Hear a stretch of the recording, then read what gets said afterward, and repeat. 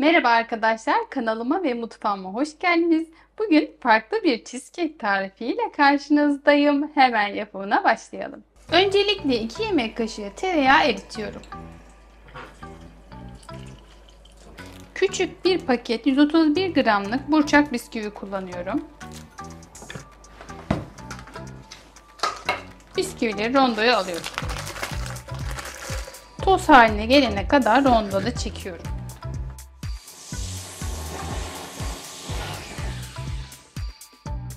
Toz haline gelen bisküvileri uygun bir kaseye alıyorum. Eritmiş olduğum 2 yemek kaşığı tereyağı üzerine ilave ediyorum. İyice karıştırıyorum. Tereyağını her tarafına eşit bir şekilde dağılana kadar karıştırıyorum. Kıvamı yaklaşık ıslak kum kıvamı kadar olacak. Şimdi muffin kalıplarını almaya geçiyorum. Hazırladığım bisküvi karışımını muffin kalıplarına bölüştürüyorum. Ben daha önceden bu tarifi denemiştim. Yaklaşık 7 adet muffin kalıbı kullanacağım. Hepsini eşit bir şekilde dağıtıyorum. Hepsini tatlı kaşığı yardımıyla düzleştiriyorum. Bisküvi tozlarını tatlı kaşığı yardımıyla bastırarak tabanına düzleştirdik. Krema aşamasına geçmeden önce buzdolabına koyuyoruz. Kremamızı hazırlayana kadar buzdolabında bekletiyoruz. Bir küçük kutu 200 gram labneyi uygun derin bir kaseye alıyorum. 2 yemek kaşığı toz şekeri ilave ediyorum. Mikser yardımıyla çırpıyorum. Çok kabarmasını istemediğim için yumurtayı en son koyacağım. Bir dolu tepeleme yemek kaşığı nişasta. Mısır ya da buğday nişastası kullanabilirsiniz. 200 gramlık kremanın yarısını kullanıyorum. Mikserle çırpıyorum. Toz bulut oluşmaması açısından önce mikseri çalıştırmadan karıştırıyorum. Ardından çalıştırarak karıştırıyorum. Bir adet yumurta ilave ediyorum. Tekrar çırpıyorum.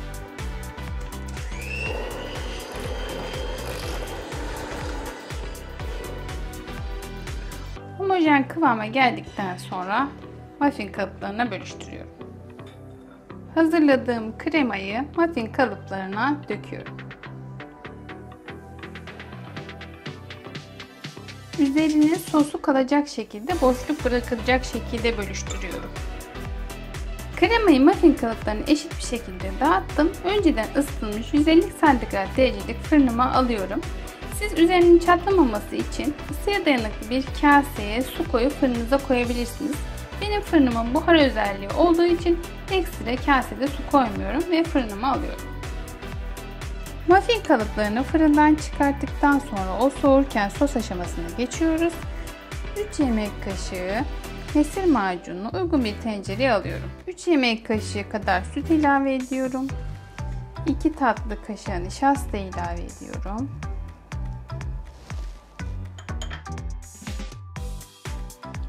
Malzemeleri koyduktan sonra ocağı açmadan homojen bir kıvama gelene kadar karıştırıyorum. Ardından ocağımı açıyorum.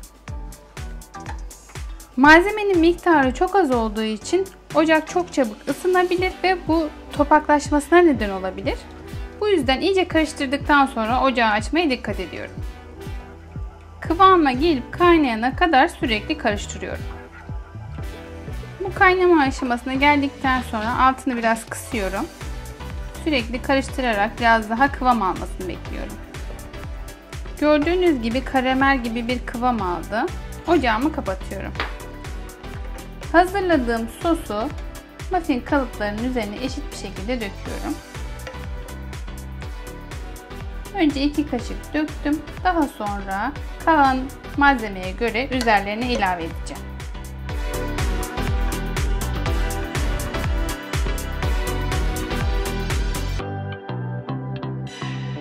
Tüm sosu üzerine dağıttık. Oda sıcaklığına geldikten sonra buzdolabında 1-2 saat tercihen bir gün bekletiyorum.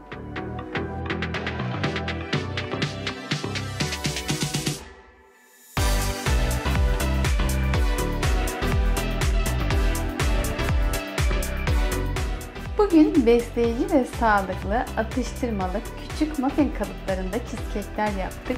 Tarifimi deneyip yorumlarda görüşlerinizi benimle paylaşırsanız çok sevinirim. Farklı tariflerde görüşmek üzere, hoşça kalın.